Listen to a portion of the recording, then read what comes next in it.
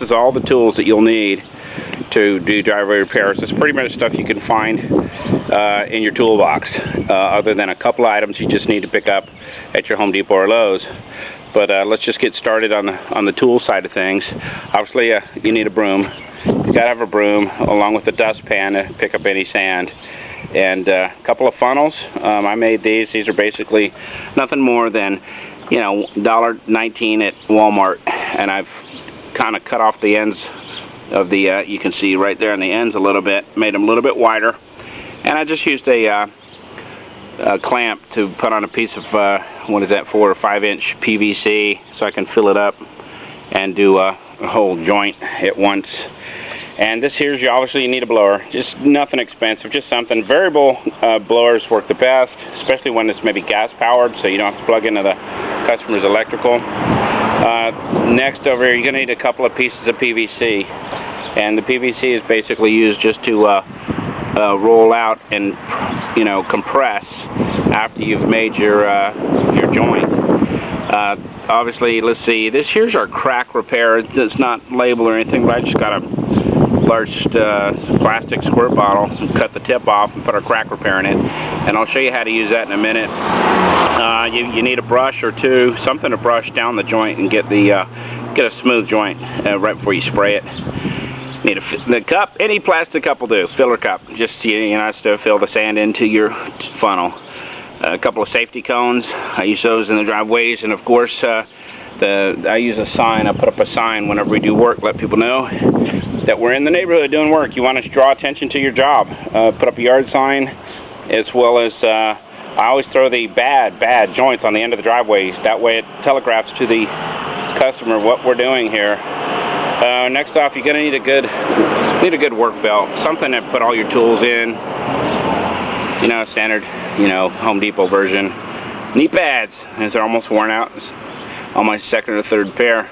Let's start with just your basic tools. A large screwdriver. You need a large screwdriver. Chisels. You need a couple of different chisels. That's my big flat one for. Sometimes you'll come across cement that just is crooked, and you can straighten it out with that big bad boy. Some sort of pry tools, really doesn't matter. I just picked, you know, I got a big, looks like an I-beam, you know, from the steel industry. A couple of small crowbars. Obviously these are smaller. They do fit. These are small. They fit down in that joint really good. You don't want anything that's going to cause problems.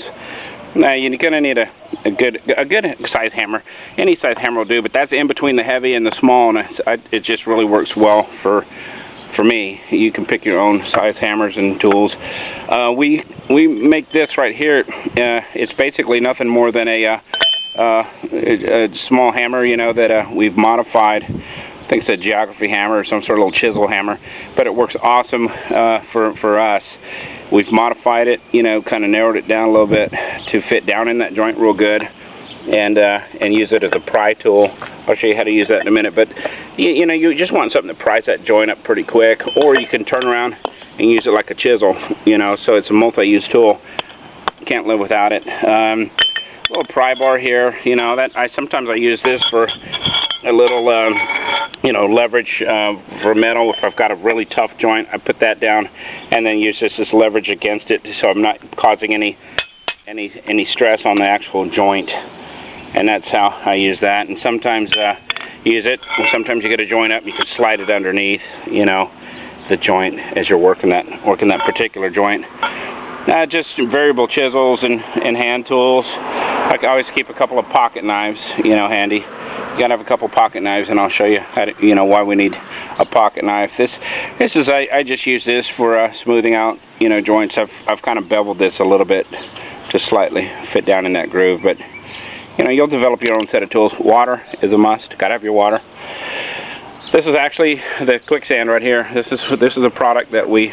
This is the product right here that we install in the joints. It's quicksand.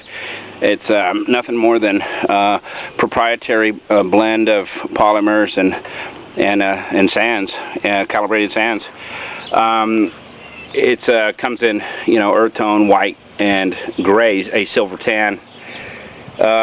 We basically, for driveway makeovers, have a little bit more robust. We put a little bit more binding agent in there because we're binding a much bigger joint than a paved stone. So it comes in 3 colors, plus our driveway gray, so that's 4. You can blend it all together. You can blend to match custom. Exposed aggregate, I use pretty much earth tone, which is more of a brownish reddish. For most driveways, I just use our driveway gray. Moving on to the tools, you've got to have a squirt bottle. You know, that's just a small one. We keep 3 or 4 on hand. A gallon isn't really enough. This is a small driveway I'm going to do today, so I just brought a couple of these bad boys filled up with regular water. Make sure you don't pull softened water, or some people I've known that jobs we did had water softeners even on their outdoor sprinkler system, so be careful. I always bring my own water just in case, anyway, moving on, you've got to have some good Roundup. We come across a bunch of weeds in there and you can't get them out, you want to kill them. They'll come up through your job later and cause you problems. Pea gravel. Pea gravel, just standard pea gravel. It's a must. You got to have it. Pea gravel.